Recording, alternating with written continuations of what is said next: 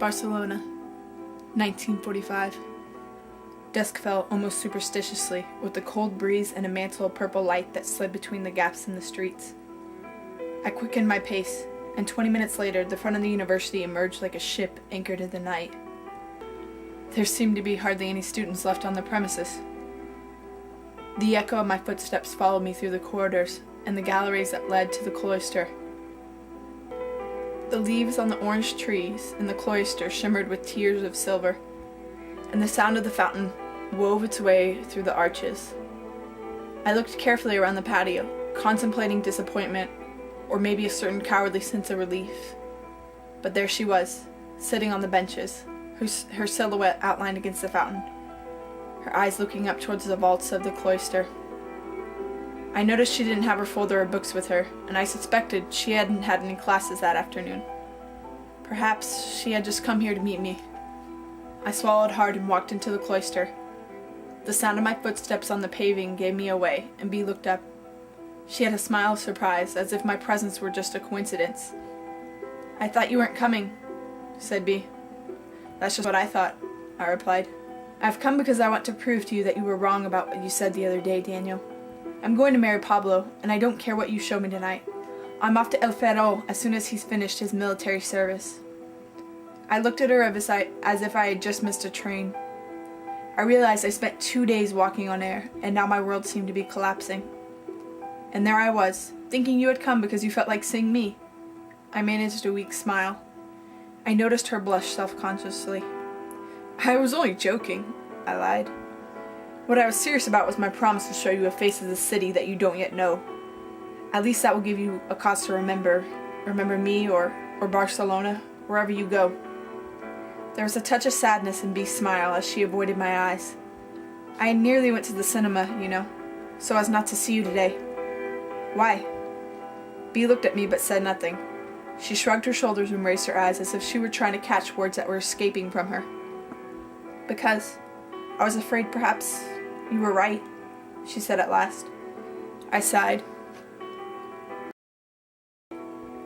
We were shielded by the evening light in that despondent silence that brings strangers together, and I felt daring enough to say anything that came to my head, even though it might be for the last time. "Do you love him or don't you?" A smile came and went. "It's none of your business." "That's true," I said. "It's only your business." She gave me a cold look. "And what does it matter to you?" "It's none of your business," I said. She didn't smile. People who know me know I'm very fond of Pablo, my family, but I'm almost a stranger," I interrupted. "And I would like to hear it from you." "Hear what? That you really love him? That you're not marrying him to get away from home? To put distance between yourself and Barcelona and your family? To go somewhere where they can't hurt you? That you're leaving and not running away?" Her eyes shone with angry tears. "You have no right to say that to me, Daniel. You don't know me. Tell me I'm mistaken and I'll leave. Do you love him?" We looked at each other for a long while, without saying a word. "I don't know," she murmured at last. I don't know.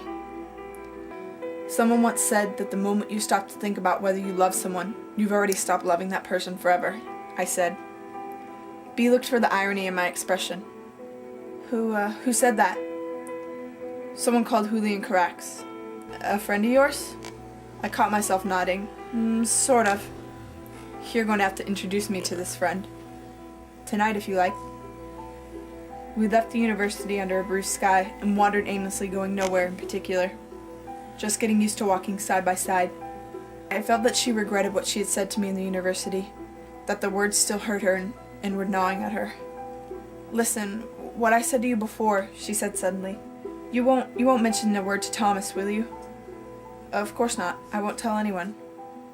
She laughed nervously. I don't know what came over me. Don't be offended, but sometimes one feels freer speaking to a stranger than to people one knows." "Why is that?"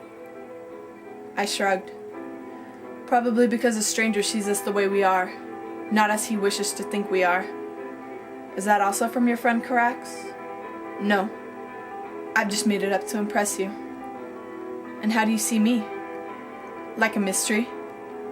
That's the strangest compliment anyone's ever paid me. It's not a compliment.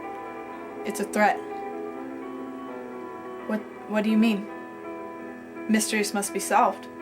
One must find what they hide. You might be disappointed when you see what's inside. I might be surprised, too.